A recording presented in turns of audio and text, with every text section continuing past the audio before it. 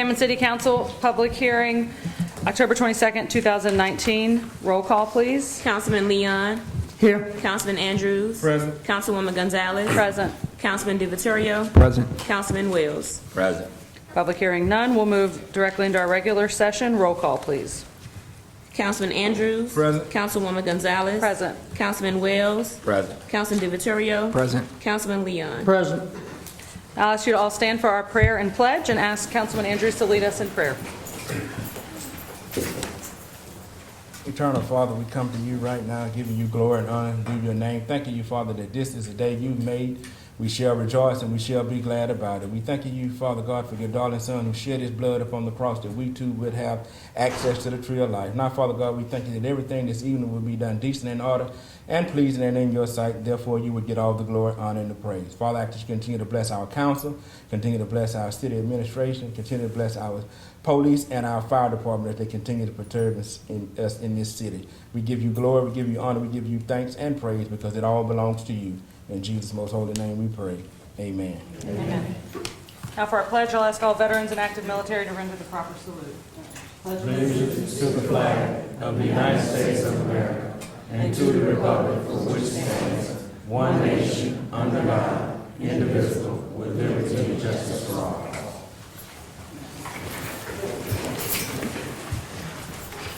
Now for our reports, Councilman Andrews, you have the presentation.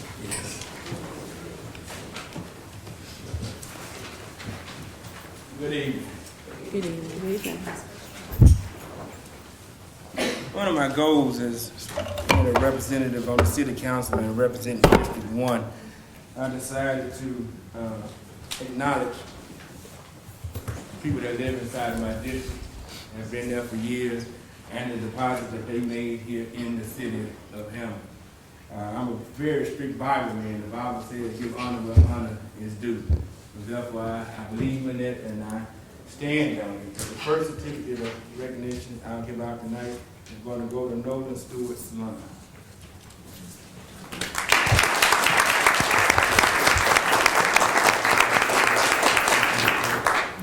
Certificate of appreciation is acknowledged that Nolan Stewart Salon served in the community for over 34 years and is a resident of District 1 on this day, October 22nd, signed by Kip Andrews. Thank you very much.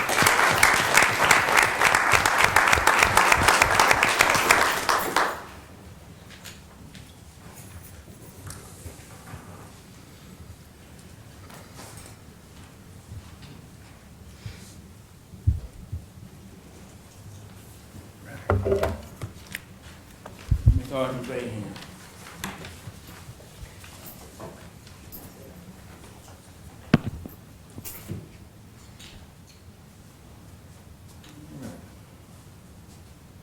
This certificate of appreciation acknowledges that Ms. Audrey H. Bayham, honored for living in District 1 for over 50 years and working in our community for over 40 years, signed this day, the wrong date on here, but I'll get that corrected. October the 22nd, 2019, Kip Andrews.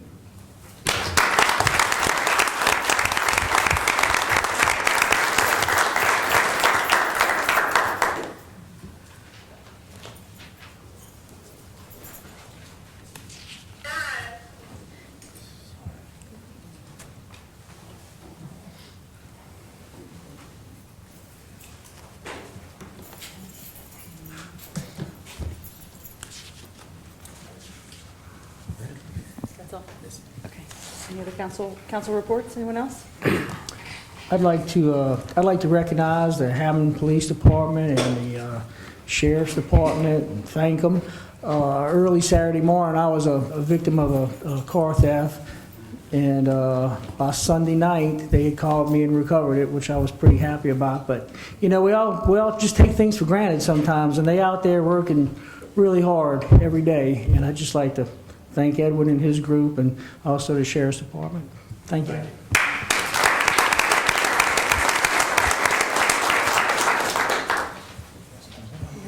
Devon, do you have something? Yes, you know, I'll be having a lot to say. It ain't nothing bad today. You know, I want to thank Robert Morgan and his crew on Spruce Street right behind Z-Mary. They did a darn good job on that sidewalk, cutting them limbs off, everything. They really been doing a good job over there, and I want to appreciate what they doing. And I want to tell the mayor thank you. You know, you don't get too many of them out of me now. They did the bulkhead over there on Reed Street, and the guy, he was real pleased on the job that y'all did over there. And one more person, Mr. CC. Much as I criticize his office for all the things that the employees in his office do, not one time that this man ever hold a grudge. Much as I complain about his office, and I say if the rest of the city and their department feel that way, we'll get along pretty good. But I just want to thank Mr. CC for everything you're trying to do for all of us. Thank you.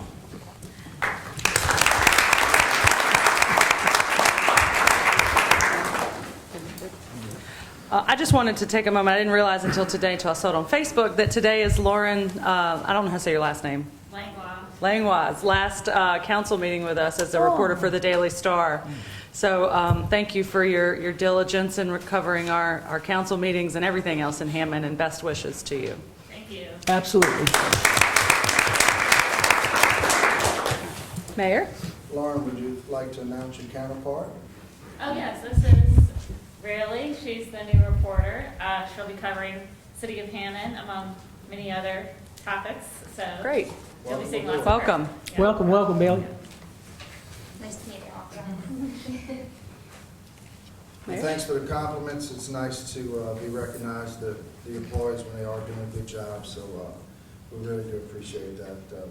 My thunder's been taken by a couple of you on the bulkhead and as well for Lauren, but that's great. And so I'm short. Other than the fact that we did have a meeting over at the Hammond Storage, and everyone is been excited about Old Navy Marshalls. Now we have Five Below, Home Goods, Michael's Arts and Crafts coming.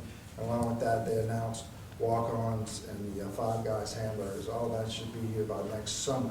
So thank you to Sterling Property, Jimmy and Bob Moran and their team and what they've done out at the mall. And you know, so many times they talk about what's not being done in downtown Hammond, our downtowns around the nation, and how these downtowns just get dormant and tore down, and then the malls are being built. But not only do we have a vibrant downtown, but the mall is there and they can coexist. So that's a great thing to see, and we're really excited about what's going on in the city of Hammond. So thank you. Thank you. All right, now for our minutes of October 8th, 2019. Need a motion, please? I make a motion that we approve our minutes from our October 18 council meeting. Second. Councilman Andrews. Aye. Councilwoman Gonzalez. Aye. Councilman Wells. Aye. Councilman Leon. Aye. Councilman DiViterio. Aye. Resolutions, old business, none. New business, number 1, a resolution authorizing the demolition of a property located at 701 East Robinson Street, 100% damaged, located in Council District 1. The owner is Leo Jackson, care of Melody Knight, P.O. Box 142, Hammond, Louisiana 70404. Bobby Mitchell. Good evening. Good evening. I'd like to announce I'm a part of CC's department. Thank you, Councilman Well. Yes. We'd like to recommend demolition for 701 East Robinson, 100% damage. The owners, we spoke with them a little while back, I guess close to a year ago maybe. They were aware that it would probably be coming at some point to the City Council.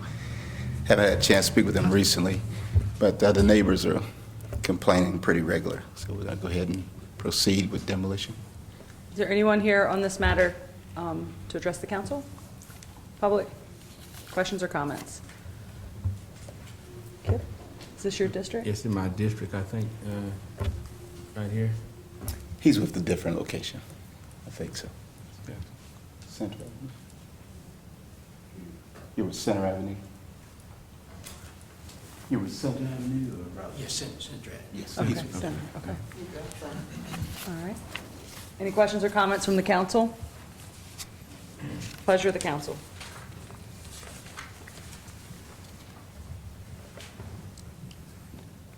Make a motion to approve. Second. Councilman Andrews. Aye. Councilman Leon. Aye. Councilwoman Gonzalez. Aye. Councilman DeViterio. Aye. Councilman Wells. Aye. Motion approved. Number 2, a resolution authorizing the demolition of a property located at 117 Lawrence Drive, 93% damage, located in Council District 4. The owner is Francis L.D. Lawrence et al., care of Francis Lawrence, 1307 Blackburn Road, Hammond, Louisiana, 70401. Bobby Mitchell. Yeah, I received correspondence from a representative of the family, an attorney, to have this item removed due to partial ownership, and we'd like to table it. Andre recommended. I recommend the table. There's a question of ownership and whether notice was given. I think we do a little more research into notifying the owners. Right. So my recommendation is on the table. So then the plan would be, once you do that research, to send it out as soon as possible. Correct. Correct. Make a motion to table. Second. Councilman Andrews. Aye. Councilwoman Gonzalez. Aye. Councilman Wells. Aye. Councilman DeViterio. Aye. Councilman Leon. Aye. Motion approved to table. Number 3, a resolution authorizing the demolition of a property located at 2409 Center Avenue, 96% damage, located in Council District 4. The owner is Arthur Smith Jr., estate, attention, Eddie Jackson, P.O. Box 1823, Hammond, Louisiana, 70404. Mr. Mitchell. Recommend demolition for 2409 Center Avenue. Mr. Jackson is here. I don't know if he wanted to have words. Yes.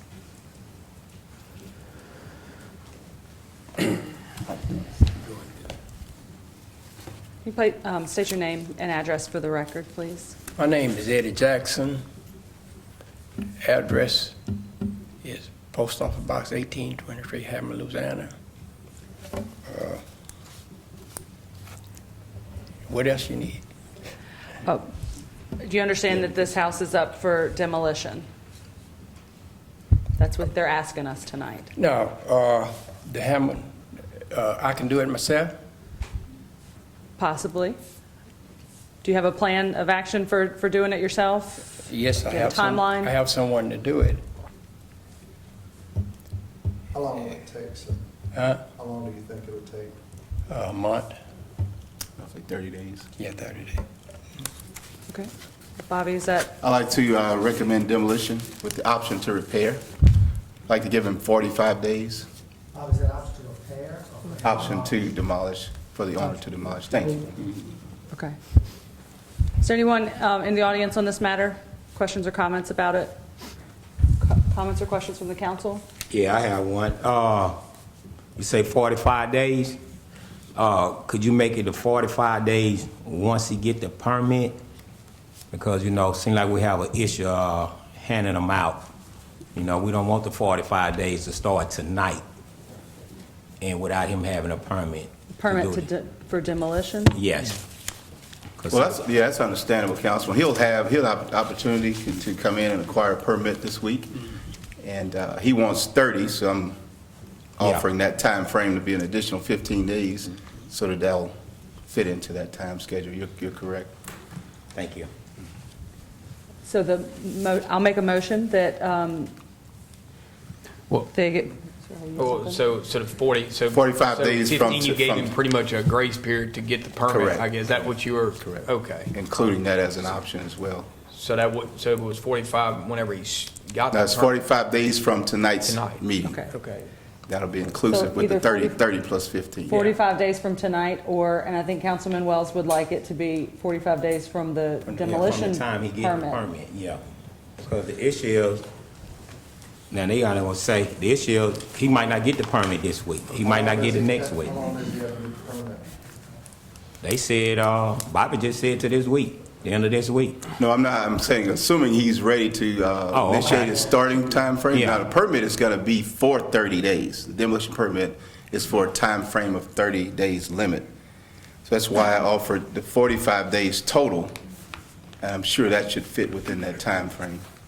But that If was he acquires that permit this week or next week, he's still okay. I think that the issue, and I could see maybe a point that if he doesn't go to get a permit, then our timeline hasn't started, and then Yeah. we've drugged this out a lot longer than it Exactly. should. Exactly. Yeah. So, I think 45 days may cover that. That would give 15 days pretty much for him to go ahead and get a permit.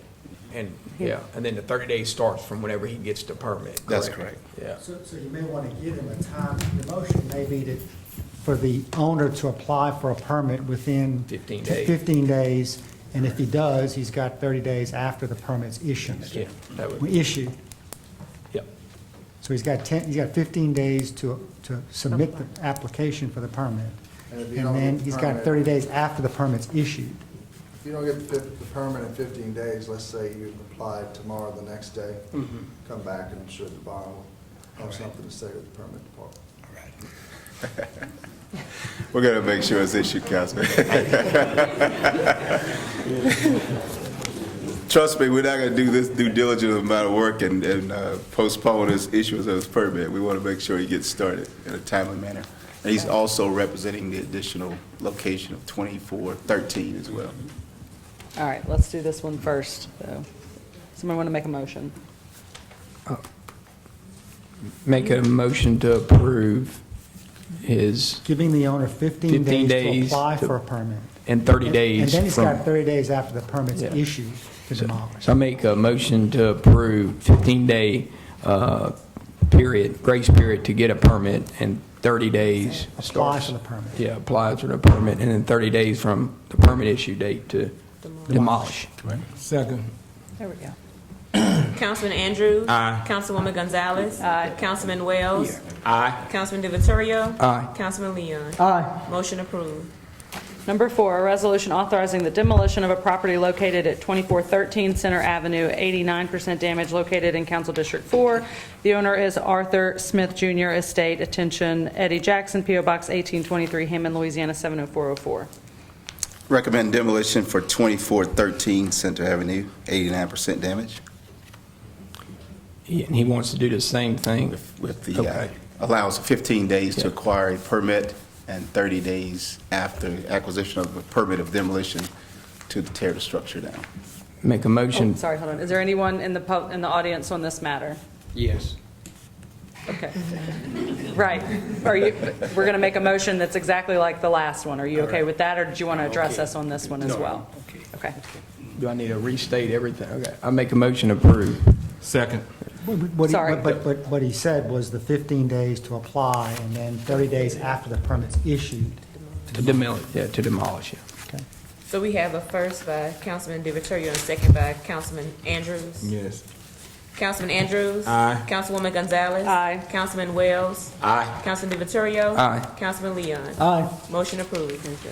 Thank you. Thank you, Mr. Jackson. May I also, in addition to that, do an update? I think Yes. you all should have gotten an email correspondence as it relates to the previous submission of demolitions in May, the 28th.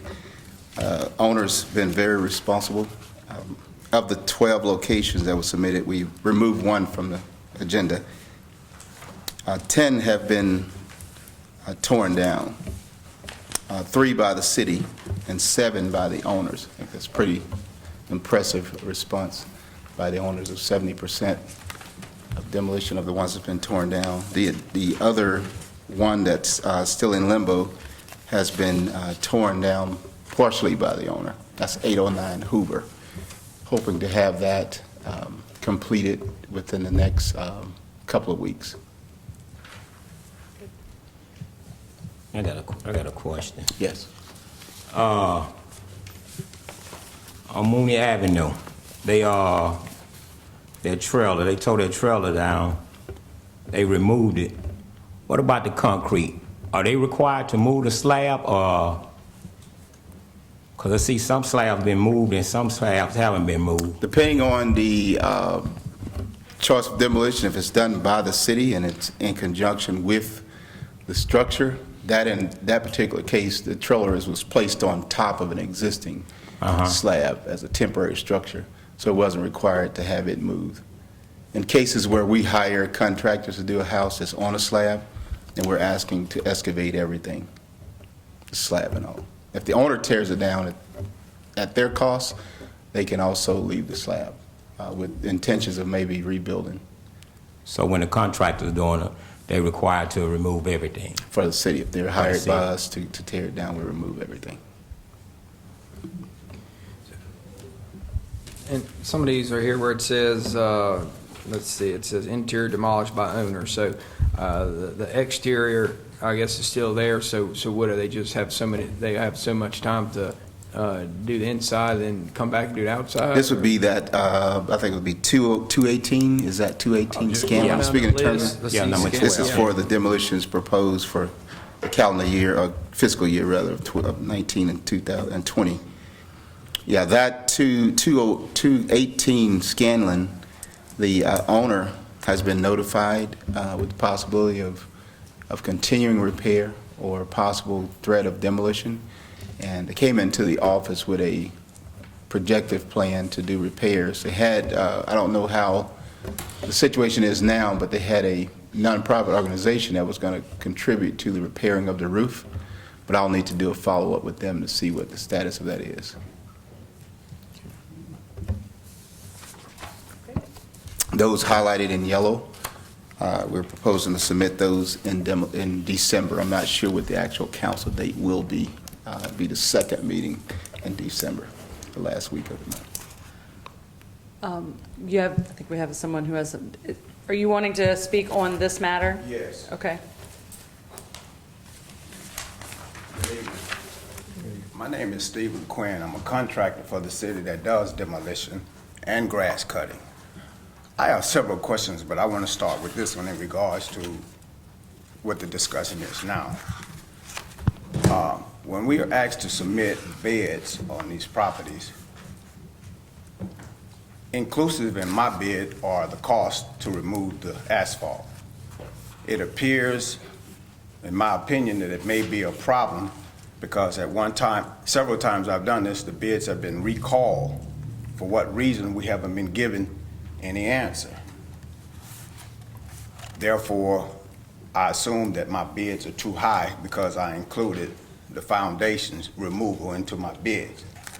I just want to get clarifications what the process is and the scope of work to be done for the tearing down of these houses. My other question is, I want to clearly know what the bid process is because we placed bids on several projects. They were called in for rebid, but on the rebid came out again, we had new contractors involved on the new bid. So I deem that it's not fair. I don't know the legal rules and matters, but I would clearly like someone to explain that to me. Well, first of all, let me explain the process, then we can answer his question. Thank you, Mr. Quinn. We submit the locations to City Council. There's a state requirement that we have to wait 30 days before we can proceed with either demolition or repair if the city is responsible for doing that. At that time, we notify all of our licensed and insured contractors to submit bids to the city for those locations that have been approved by the City Council to have torn down. Now, in that bid process, we're very clear in what we want removed. The mayor has made it very clear that he wants to remove everything when the city does it. Now, I think what's probably in limbo is sometimes they're watching, like Councilman asked, I think they're watching demolitions citywide and assuming that the city may be responsible for those demolitions. But if a slab is left, it's because the owner is the one responsible for the demolition. Now, in a situation where rebidding occurs, the only way we would do that is if all of those bids were considered too high and we rebidded the entire process. We wouldn't do that in the transition of bidding versus a time frame because it's not legal for us to bid without proper notification to the contractors. So I think there may be some misunderstanding in that sense. I think one of the locations we asked for bids was for a private owner, and that may be where Mr. Quinn's getting the misunderstanding from. That was not for the city. We were asking him to, in all fairness, we wanted to notify all the contractors to give a bid for that owner. So that wasn't for us. So it was an owner who said they would tear it down themselves? Correct. And the city, Correct. City got bids for The them? city didn't get the bids for them. The city initiated the contact to the contractors to get a bid for that owner. We couldn't call one contractor, we had to call them all. When you rebid something, do you change the scope of work? We haven't rebid it in quite some time. If we do, the only time we would rebid if we feel that the bids are all too high. But in that case, do you change the scope of work, or you just ask everyone to try again? No, we'll ask them to try again.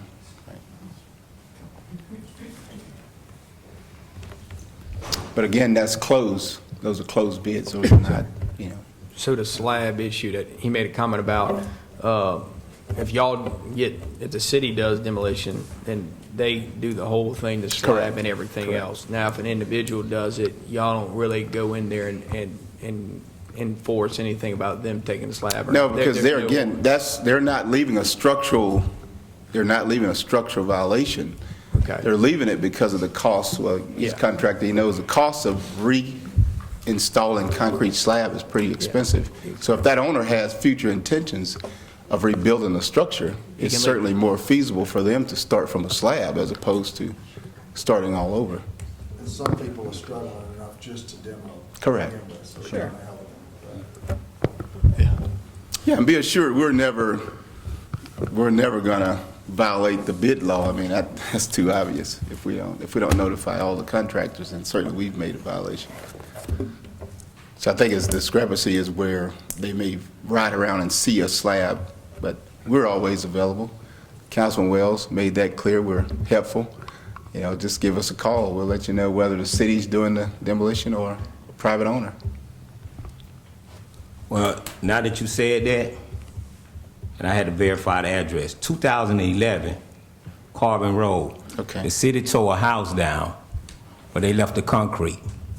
And in the process, here we charging the homeowner or the property owner for a house that's supposed to be tore down, but they actually leaving the concrete there. And I'm talking about this was a contract, and you can look through your paperwork and see this was a contractor did it. This wasn't no This was a stone structure? yeah. Stone structure. That was prior to. They actually left the porch. They actually left the porch on the front of the house, so they didn't take none of that away. The city did that one? That Yeah, was the city did prior to the mayor's request to have all of the slabs excavated. That was probably 2-3 years ago, maybe. Yeah. Yeah, that was prior to his change and the request to have it removed. So, and another question, I know which this not for you. This really for all of us. Okay, just like y'all had tore that house down and stuff. In the process of doing that, here we sitting here putting the price on the homeowners to pay to get that house tore down. But in the meantime, they not removing all the slabs. So the homeowner really can turn around and sue the city from actually tearing that house down and leaving the slab. I know you don't have nothing to do with Yeah, that. if the city is doing the demolition. The city did. I know, not the city. The city hired a contractor to Right. do it. Right. So the contractor actually left it in the people's yard because they were telling me about it. And I said, man, I don't know nothing about it. Right. But I said, I'll check on it and see it. Now that you said it, now that we're talking about the slab, and I think it's going to always be a misunderstanding. And that's why, and I tell everybody, and you hear me say it all the time, I prefer to have it in black and white. And as a contractor, what Steve was saying, I assume this is what he was saying. If it's in black and white, you can give it to anybody in here, and everybody can read it and see what they have to do. Right. But when we sitting here going off the head, say you can do this and do that, it's going to always be a problem. That's why we changed it. That's why we changed it. Yeah, we wanted to make sure we were clear and fair. You know, we want to make sure we're fair to all the contractors. And in our submission of letter to them, it spells out that we want them to demolish the structure. We want them to remove all and any debris and haul and dump at a proper landfill and no burning or illegal dumping anywhere. So they have Okay, to bring us so- tickets back to prove that they Yeah. actually properly disposed of the debris. Okay, so like the contractor removed that trailer on the end of Mooney Avenue. So y'all told him, just leave the slab, just remove Yeah, the that trailer. had nothing to do with the foundation of the mobile home. That was the slab I know. that was there I know. prior to the mobile Yeah. home being in place. Yeah. That was the reason for that. The homeowner removed that money. No, that was done by the city, but it was a slab, it's a full slab from a commercial building that was torn down years prior to that.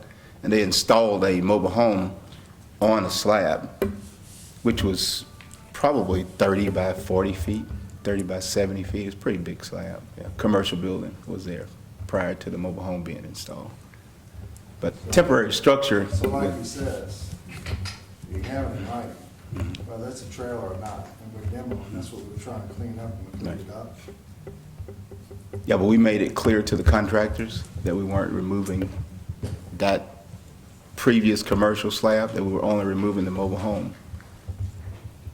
So I think the assumption is that we're giving them a misconception about what they're bidding on, which is not the But case. consistency, let's forget about the contractor for a second. Consistency is saying when we do it, we remove the house of the slab, whether it's a trailer or not, commercial, whatever it was back in the day, commercial or not. So I think if we can be consistent, remove it, put it in the bid, get the slab up, this way it's grass. And God forbid, maybe the next door neighbor's lucky enough to get it. Usually they end up cutting the grass anyway, now you get it with a slab, so that's something in the future. That was a pretty I would big slab, say- Mayor. That's an astronomical cost for, it would have been at least 10 more grand to remove that, to move that slab. It was huge. Yes, it was a parking and foundation slab there. What do you think about that, Councilman? Stick to black and white? Yes, If we do I'd it- say remove everything. Me, myself, I got my cousin back there, Adrian Wells, in which he tear a house down. He actually tear the house down. He actually bring a load of dirt in there. So when the next person come, I mean, you could cut it with a lawnmower. Why sit there and leave all them bricks and stones in there? And the neighbors started complaining about they done tore the house down, but can't nobody get in there and clean up. That's part of what they should Yeah. do. So I say they actually need to bring a load of dirt and put in there. Make sure it's smooth and clean. when it's- Yeah. Absolutely. Perhaps if we have an instance where it's such a large slab, a $10,000 removal slab, bring that to our attention and let us decide. I Whether or mean, not- possibly, as a general rule, always take the foundation up. Correct. If you have an extreme circumstance, let us get some input from the Okay. council and the people in the neighborhood, particularly the councilman whose Correct. district it is. It's- okay. Yeah, I mean, I think that the whole purpose of demolishing these homes is to help with the aesthetics of the area. And then if we just leave a big old slab there, or you leave a pile of bricks or something, we really haven't completed the job. I mean, I kind of like what Devon was saying, hey, let's get it to where if the city has to go in there and cut the grass, we're not tearing up our equipment doing so. Make it so That's it's what ready we've to been do. doing. I think maybe a situation where they had to go back after it was dry enough to remove that, if it was soggy and wet, maybe. Well, in If you general, know. we don't get the money back anyway, lien. or Correct. not. So we're still trying to figure out that process of, can we sell it? People don't get a clear title. It's still been an issue. We haven't found that city that's gotten away with it. New Orleans is doing it, but you truly don't have the clear title. So, Correct. we run out of the money we budget for it, but I say clean the lot, be done with it, and we don't go back to it. Stick to the black and white. Sounds good. That's a good idea, what's in print. Yes, that gives me part of the clarification on what I was speaking on, because I'm one of the grass cutters after the lots are done. And at the cost that the city want us to do the lots, going in there, it's not worth it because we got debris in there that's tearing up the equipment. So therefore, the cost, even of the resale value of the lot, would be much more better if it was totally cleaned off. So when you clearing off a house and a slab, that lot isn't clear when you leave? There's no debris, there's no brick, there's no Greenery. anything, right? I mean, anything left to that job?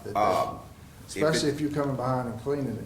So in our spec from now on, it's gotta be clear, because if you're saying you're clearing it, but yet you're leaving a couple bricks of this and that, it needs to be cleared to dirt. And they need to bring some dirt in as well. Right. Well, I can speak on the man right there on Steve. What Steve did, he did 806 Mooney Avenue, A, B, and C. Somehow I don't know how they made the list, but I think it was personal. But No, it wasn't. yeah, but he actually did those houses. And honestly, anybody can ride back there and see that you can actually, I'm talking about, you can take a push lawnmower and ride through there, and I'm talking about cut the grass, you know. And then he even had a load of dirt brought in and put in there. And I told him, do everybody do that? We just need to make sure. Yeah, he said it's not required by the city. Who goes back over and checks the demolition after it's We do an after photo. If you look at your afters in this most recent group, we made sure that they leveled and smoothed everything out. The group from May the 28th.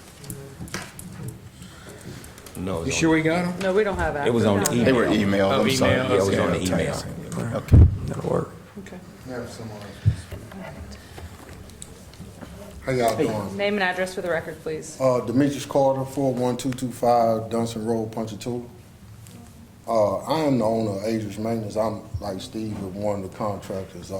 I've been doing this for the city since 2005, so, you know, I stand here to say I'm probably responsible for about 50% of the houses that you guys have approved.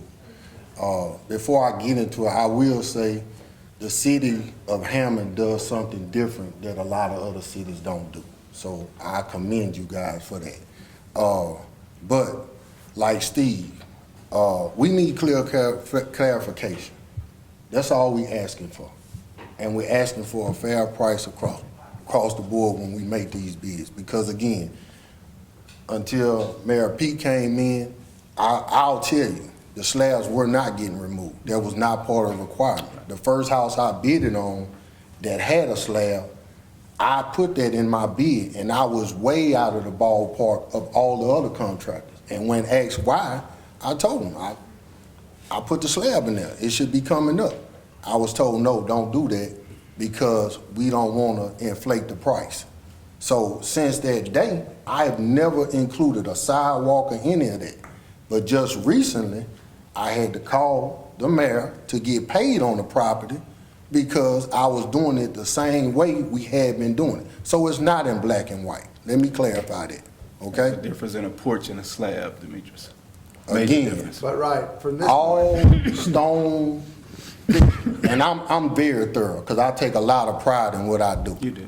I'm a very good contractor. I'll call them up, say, hey, this is what I see. This is extra. What are we gonna do about this? Because when I leave and I submit my paperwork, I just wanna get paid. So again, if there's ever been a situation where that didn't happen, it's because again, the layout wasn't there. I'm gonna go there and do exactly what you asked me to do. Well, let's tweak it out. Okay. Demetrius, from this point on, it'll be in writing that corner to corner, the lots needs to be cleared and leveled out for cutting, grass cutting. Okay. Which means every brick, every clump of concrete needs to go. Another thing, do you speak with the drainage board when you're just doing the concrete part to possibly being able to dump on their site? I have spoken with the drainage Do they board. The allow drainage you to do board wants clean concrete. They don't want no wire, they don't want in there. And most of these slabs, everybody knows, have concrete in them. I mean, going forward, a lot of people use mesh now, so it will be clean. But most of these old houses have wire in them, so it has to go to the landfill, which is a cost to us. That's what it is. I remember when I first started, this was $28 a ton. It's almost $40 a ton now. So I can't do this work for the same price I did in 2005. Oh, absolutely. When you try to put just a strict budget on what you want to spend, because each house is different. Each house is a different size. It's made of different material. You got bricks, you got slabs. Everything is different. So to just put it all in one shell and say this is all we're gonna pay for this house across the board is very unfair, you know? Ask you We a question. don't do that. You say they tell you this what they gonna pay for this house. No. I've been in contact with my contractors, my subcontractors, and we trying to come up with a figure, you know? And I've mentioned ideas to Bobby, and me and Bobby go way back. I'm not here to throw anybody. Because again, it's clear clarification. You know, you cannot put a set price on each one of these houses and say, this is all we ever gonna pay. No, we never Because do then, that. you know, it could be a newer house that gets burned down and it's completely surrounded by bricks on the slab. That's not gonna be worth the same thing as a house that may be 40 years old that's made all out of wood, that's falling down. You know what I'm saying? So these bids that we talking about, this rebidding, that unfair to the contract, when we come out and we give y'all a fair price. I don't think nobody can say that the prices that we submit are unfair. But then when y'all come back and say, you know what, we're not gonna take none of those, and then y'all rebid it and other contractors come in, I'm at a disadvantage now, you know? I know what it costs to do this work. I done too many of them. I can almost go there and look at it and tell you about what it's gonna cost, you know? So that's unfair. Okay, thank you. Sam? All I was Yeah, I going know. to say, Yeah, go one ahead. thing, and that was just, whenever y'all put it out for bid, y'all have some sheet, I guess, lined out It's that spelled out. that It's says spelled out. slab removed, everything to be removed. It's clear. In detail that It's clear. before they start the job, I'd imagine. I think what's happening with Why our don't you send that to contractors is that some of the contractors are cheaper than others. And so gentlemen like Demetrius that are doing more work, they're bidding on what it should cost. The newer contractors are not wanting, they don't have to make as much money to clear the overhead, so they're willing to bid lower. We don't really care what they bid. If they're gonna clean the property, if they're gonna dispose it properly, bring us receipts. If he only makes $2,000 versus $5,000, that's not our problem. It's a fair bid. Mr. Mitchell, tomorrow, can you email the council a copy of Of the process the of process, bidding. please? Yeah, if you have a request for proposal that's standard, that outlines everything that's coming, because Absolutely. obviously this is a controversial Absolutely. issue that people Absolutely. are questioning. Well, the bids started escalating, and like I say, some bidders were lower. So it's kind of what happens with bidding. We can't control that. All right. Anybody else? We need to move on. Thank you. Thank you. Number 5, an appeal by 113 Hospitality LLC of a decision of the Hammond Historic District Commission for an addition to the north facade of the building located at 113 North Oak Street, application denied on September 18, 2019. Jennifer Lee. Good evening, Jennifer Lee, representing 113 Hospitality LLC. And as you stated, on August 13th, 113 Hospitality LLC, which also owns and operates 113 Restaurant, applied to the Hammond Historic District seeking a COA, or Certificate of Appropriateness, for an addition to the north facade of the building located at 113 North Oak Street. And on September 18th, the Historic District denied that, and 113 appeals and seeks reversal of that decision. And really, this comes down to just a disagreement over the application of the design guidelines. So I'm going to give you a little bit of history. On May 29th, the Historic District issued a stop work letter to 113 because some work had commenced and 113 had not applied for and received a COA in advance. On August 21st, 113 appeared before the Historic District at its meeting, and it applied for the work to be completed at the north facade, and it appeared at the Historic Commission meeting for almost an hour. And there were, local business owners who attended in support, as well as a business owner. And what was discussed was a fine to the business for doing work without permission, and then also the work. But it turns out the Historic District could take no action due to a lack of a quorum after an hour. So then the application was continued to the September 18th meeting, and the fine was discussed. The Historic District voted to impose a maximum fine of almost $6,000 to 113 Restaurant.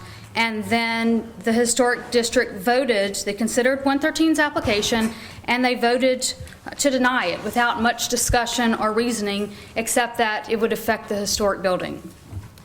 We received a letter on September 24th from the Historic District which confirmed denial and then also cited some relevant guidelines that are in the design guidelines, and those were the reasons for denial.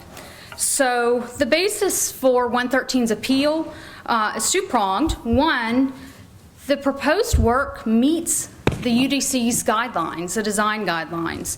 So denial of the application was arbitrary. And then secondly, just generally, 113 is aggrieved by Historic District's decision denying its application.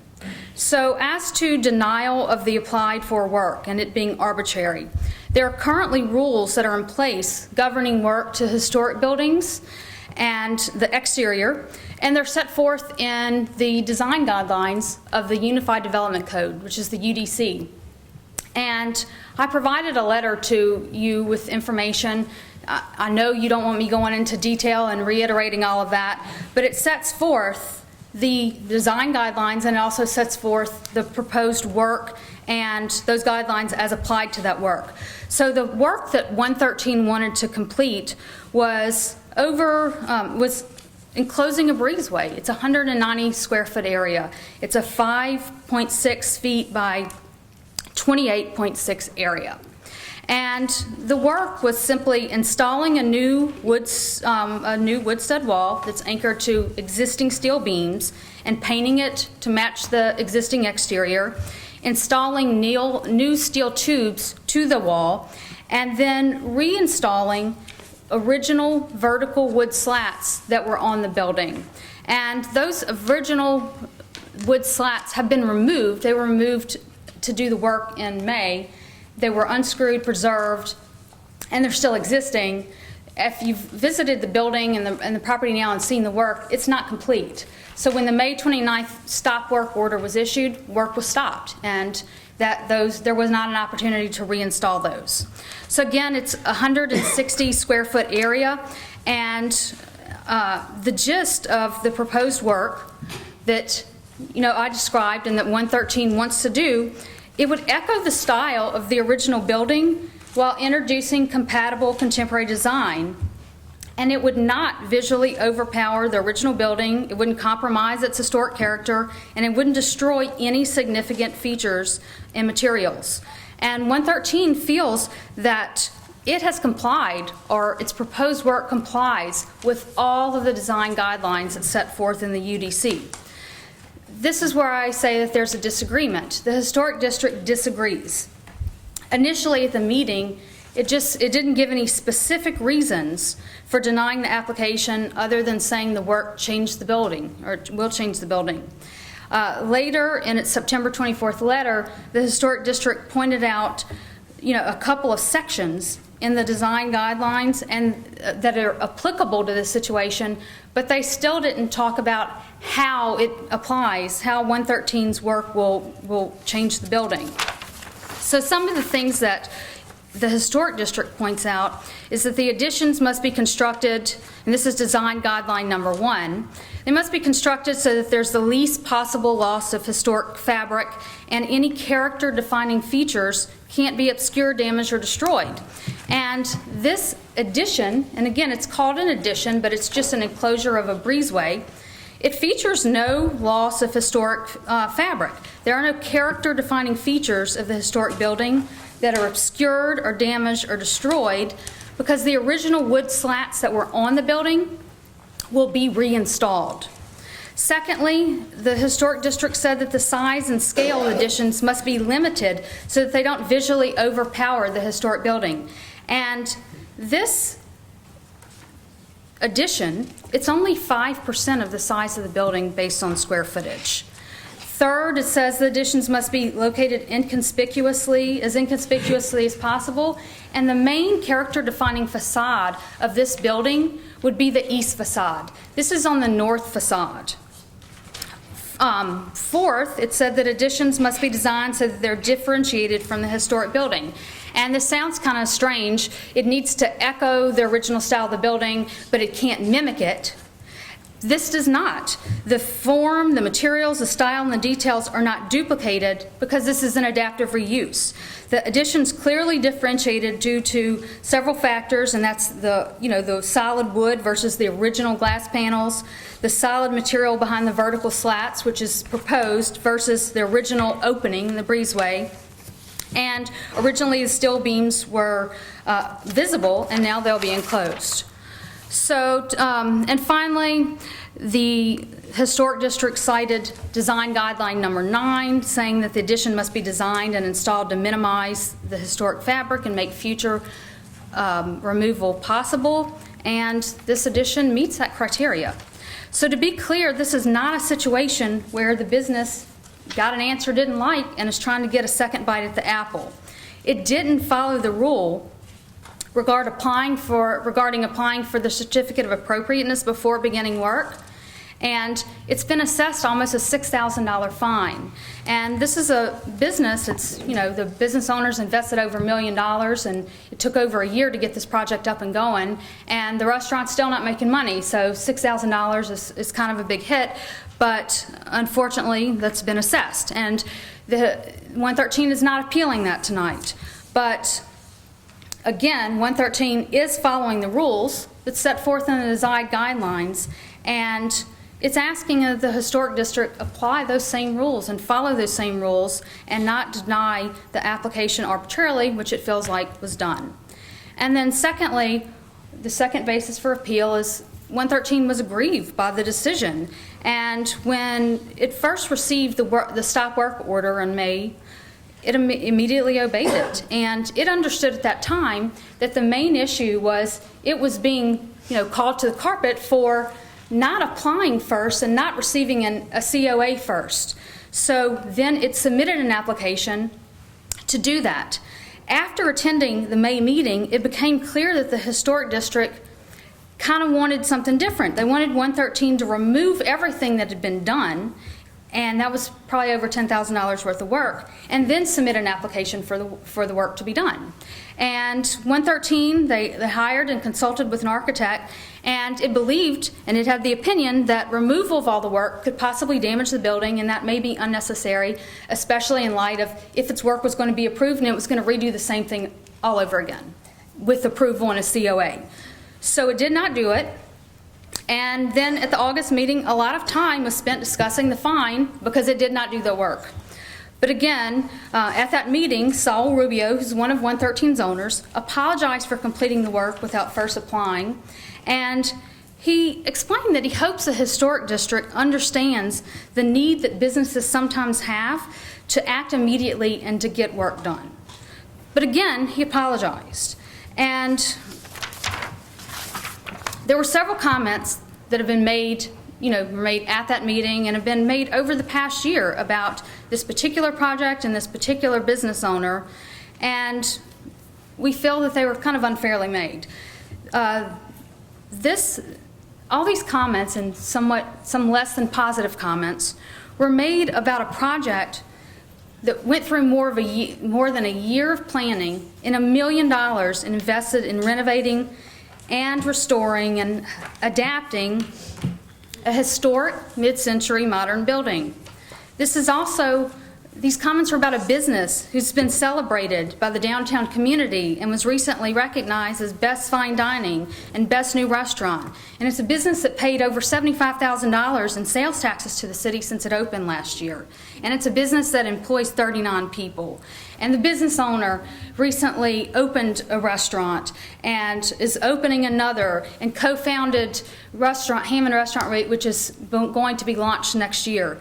So while the historic district assessed the $6,000 fine, and 113 understands that, it's also a contributing member of society and to this downtown community, and it contributes to the economy, and it employs employees who also contribute to the economy.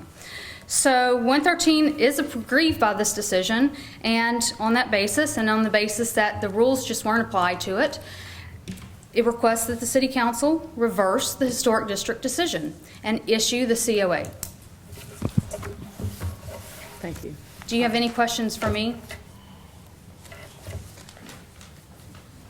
Anybody? Questions? I'm going to ask if Ms. Garcia has a response, Okay. and then, of course, people in the audience would be able to. And I would like to point out in the letter that I provided to you, it goes through each and every one of the design guidelines and the application, but then also there's a photograph of the existing and then the proposed work. It's a proposed rendering. And let me be clear, Jennifer, the letter you're referring to is the October 17th, Correct. 2019 letter, and that was from 113 New Correct. American Cuisine. Yes. Good afternoon. My name is Jenny Garcia. I'm the director of the Hammond Historic District. We're not here to discuss how much people invest in a building or restaurant reviews. We're here to discuss the issue at hand, which is the fact that this does not meet the historic district guidelines. And this letter that was submitted on October 17th by Mr. Rubio is a matter of opinion. He is not a preservation expert. The issue at hand is that the applicant is seeking to circumvent the guidelines as it failed to meet them and not following the proper procedures. As Councilman Devon Wells said earlier today, if it's in black and white, anybody can read it and follow it, and our guidelines are set up in that way. These procedures are not only set for properties within the historic district, but also for properties set forth in the city by the UDC that requires proper permitting to be submitted, and that was not done. Mr. Rubio is not a new business owner. He's worked in the historic district on many projects, and he's fully aware of these procedures. The first time this application was reviewed was in June, not in May, where 7 commissioners unanimously denied the application. 7 people who it is their job to review applications and make appropriate decisions that protect the historic buildings in Hammond. 7 people, one of them which is a licensed architect, who have made it their job to be experts on historic preservation.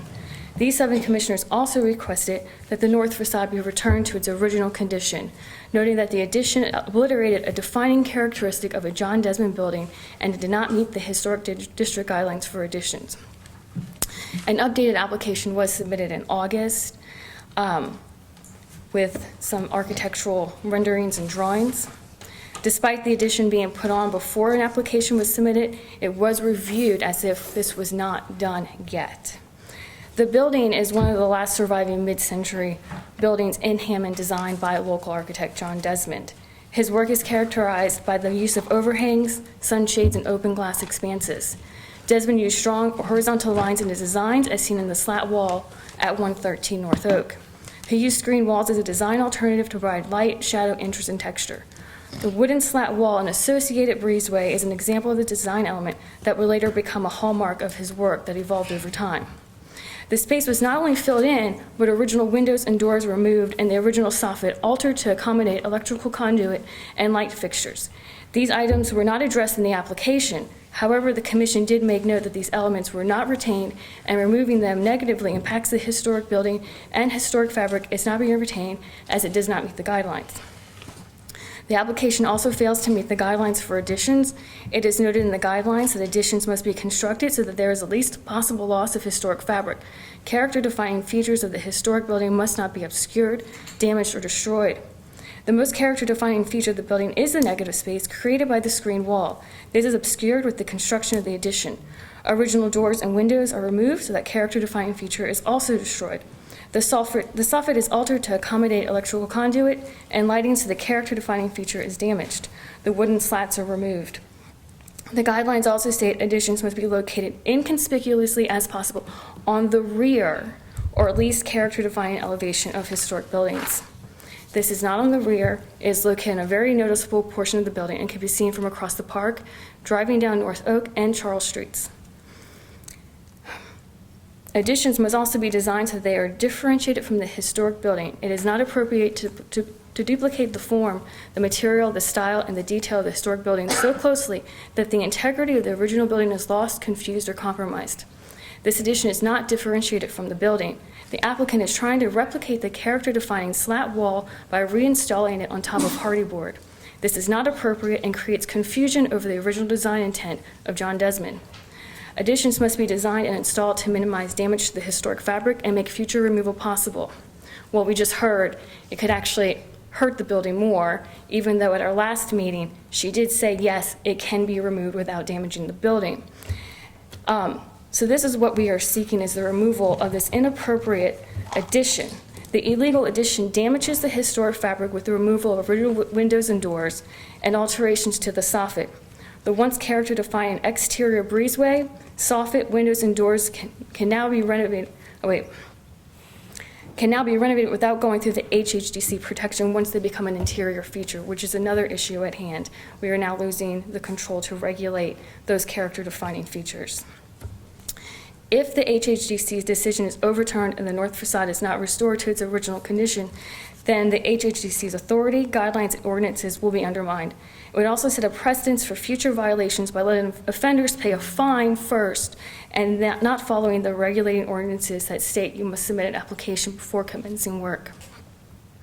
It also needs to be understood that not only is the authority of the historic district being put into question, but the authority of the city that requires building permits to be filed as stated in the Unified Development Code. So, Anyone here who'd like to speak on this matter? Dr. Nichols?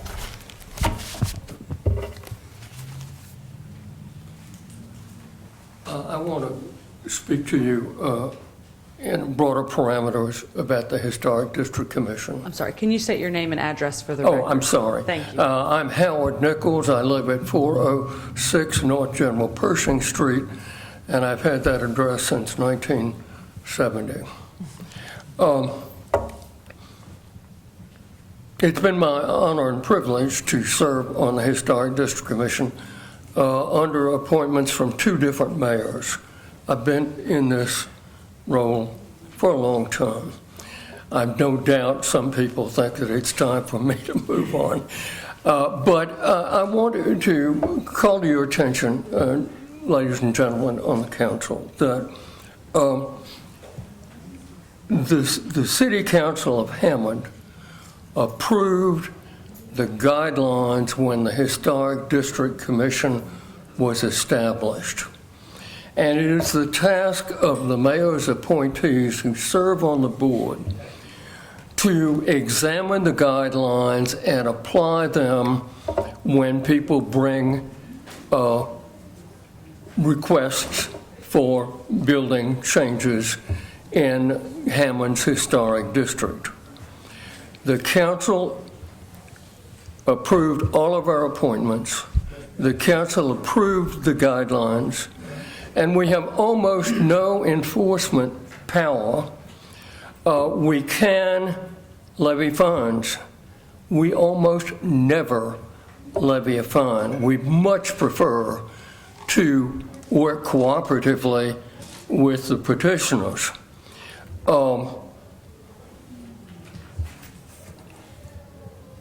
There may well be differences of opinion about what constitutes historic fabric and an interpretation of a particular element in the guidelines. But we work very hard to cooperate with the property and business owners in the historic district. And with almost complete success, we have been able to develop downtown Hammond in conjunction with the CBD and so forth, so that we're getting recognition way outside of the state of Louisiana for the quality of our historic district. But since we have very limited powers, we have to work on the cooperatively with the people who are petitioning. Regrettably, some people don't want to cooperate, but they're very few. And I'm very sorry about that because we make every effort. But I want to call your attention that every member of the Historic District Commission voted to levy that fine and to deny permission to what this company has done. And I ask that you bear in mind that people from a whole variety of professional activities serve on that board. And we bring a sense of commitment to public service. We are unpaid. We do not get money to argue for one side or the other. We do the very best that we can. And I hope when you get appeals to a majority vote of the commission, that you will give it very serious consideration, that a variety of experienced, concerned citizens are making those decisions. Thank you for your attention. Thank you, Dr. Nichols. Anyone else? Questions? I'd like to make a motion that we table this appeal. Second.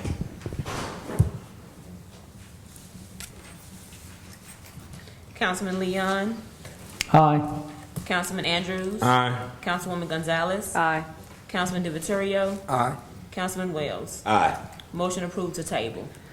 Number 6, Resolution 1, accepting a $44,200 traffic safety grant for impaired driving, occupant protection, and juvenile underage drinking enforcement, and 2, authorizing the mayor or his designee to complete and sign related documents. Charles Borchers. Excuse me, I'd like to interject something before we move on to this. Sure. I'd like to ask, Ms. Garcia, I'd like to ask that, and this is just a voluntary ask, I'd like to ask that the Historic Commission and the 113 group go back to the table and see if you couldn't find some common ground and see if we can't resolve this without having to come to the council. I would appreciate that. Take it into consideration. Sorry, Charles. That's okay. This is a fairly simple one. This is an application that we had previously brought to the council a few months back. We were successful in getting some funding for this overtime enforcement. This is seeking your approval to go ahead and get the contract documents signed so we can start doing those overtime hours.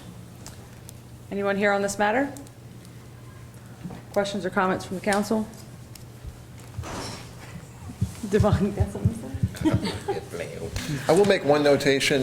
In the contract that you guys had, Lieutenant Randy Miller is listed as the project director. The grants department is going to be taking over the grant management of this grant this year after talking with the police chief. That's related to a change that happened recently. You used to be able to apply for administrative funds to actually manage these grants. The police department can no longer do that. So the grants department will step in and use our management expertise to provide those services. So my name will appear in place of his. That's the only difference. We don't need to change anything with No. how we're doing this, though. Okay. Pleasure of the council. Make a motion to approve. Second. Councilman Leon, Aye. Councilman Andrews. Aye. Councilwoman Gonzalez. Aye. Councilman Wells. Aye. Councilman DiViterio. Aye. Motion approved. Thank you. Thank you, Charles. Final adoption of ordinance, none. Introduction of an ordinance and set for public hearing. Number 1, introduction of an ordinance regarding dogs. Councilman Sam DiVittorio.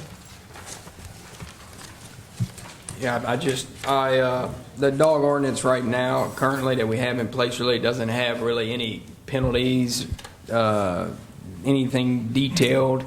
As the revision that I talked with Andre about and tried to work with some revisions to where you actually have penalties in place for if a dog is just let roaming around the streets without any leash and it's disturbing neighbors or the postman is fear of getting bit or whatnot. The homeowner needs to be responsible of their dogs and make sure they're leashed or in their backyard and it's not a nuisance to, or a danger to any other citizen, especially a mailman trying to deliver mail. So we revised that. We're making an introduction to revise that ordinance, and it goes in very great detail. I don't think I need to read the whole ordinance. No. So, Just so, yeah. introduction. Okay. Pleasure of the council I make a motion to accept. to introduce. Second. Introduce, I mean. Second. Councilman Andrews. Aye. Councilwoman Gonzalez. Aye. Councilman Wells. Aye. Councilman DiViterio. Aye. Councilman Leon. Aye. Motion approved to introduce November 12, 2019. Yeah, public hearing. Make a motion.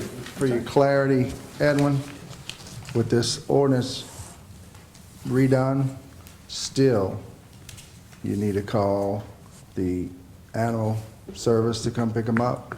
And do you use the Humane Society over on Tangipahoa River out there? Well, we either use them or we use animal control, which they cover, they take the animal. I guess my question would be, there's criminal penalty attached to it, or it's a civil penalty as far as holding required racking ordinance. How That often? makes a decision on what we have to do. But when do you usually do criminal, the animal bites? In our case, if there's an actual dog bite, then we can take a criminal, but usually what happens is Tangi Animal Shelter will come out, they'll seize the dog, then they have to prove who that dog actually belonged to. and go from that point. There has to be an actual injury usually before we'll, proceed forward on it. Just a harassing dog in the neighborhood, usually animal control picks that dog up, and I guess they do it. Can you give me a percentage roughly, not holding you to the We don't number, respond to many dogs. that the Tangi comes out and picks up rather than Animal control. the animal Tangi control? Humane. Yes. I don't really know of any dogs that Tangi Humane picks up. I could be wrong, but that's really not a call I'm overly familiar with. Usually Tangi Humane Society handles horses and stuff like that.